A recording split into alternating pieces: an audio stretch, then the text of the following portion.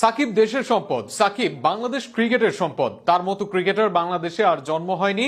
তার দেশে ফেরার ব্যাপারে বোর্ড সভায় কথা বলবো, এমনটাই মন্তব্য করেছেন বিসিবি পরিচালক ইফতেখার আহমেদ মিঠু। সাম্প্রতিক সময়ে সাকিব সরাসরি বলেছেন বিসিবিতে সরকারের হস্তক্ষেপ রয়েছে এবং তাকে দেশে ফেরাতে না পারার দায় বিসিবির। এমন মন্তব্যের বিপক্ষে আজ মন্তব্য করেছেন বিসিবির এই পরিচালক। আরো শুনুন প্রতিবেদনে।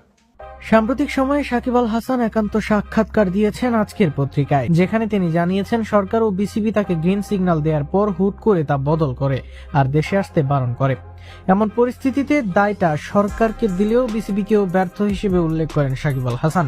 এই প্রসঙ্গে আজ প্রশ্ন উঠলে বিসিবি পরিচালক ইফতেখার আহমেদ মিঠু বলেন, আমার মনে হয় বিষয়টা নিয়ে আমাদের আলাপ করা উচিত। সাকিব দারুণ একজন ক্রিকেটার, বাংলাদেশের সম্পদ, বাংলাদেশের ক্রিকেটের সম্পদ।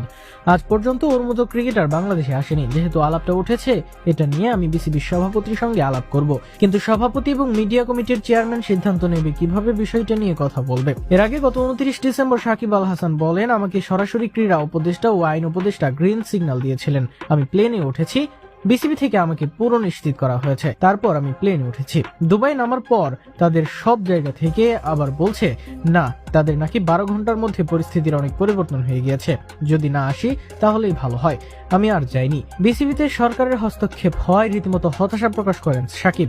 তিনি বলেন, কথা হচ্ছে ক্রিকেট বোর্ডের সঙ্গে সরকারের কোনো সম্পর্কই থাকার কথা নয়, আর ক্রিকেট বোর্ড যদি সরকারের উপর চাপিয়ে দেয় এর মানে ক্রিকেট বোর্ডে সরকারের হস্তক্ষেপ আছে। বিষয়টা আইসিসিতে যাওয়া উচিত, তাদের সঙ্গে সঙ্গে নিষিদ্ধ হয়ে যাওয়া উচিত। আসলে ওই সাবজেক্টে যাওয়া উচিত নয়। আমাকে যদি ক্রিকেট বোর্ড ফেরত না নিতে পারে এটা তাদের ব্যর্থতা, ঠিক না? আমার কি করার আছে এখানে? এবার দেখা যাক বোর্ড সভার পর কি উত্তর আসে বিসিবির পক্ষ থেকে।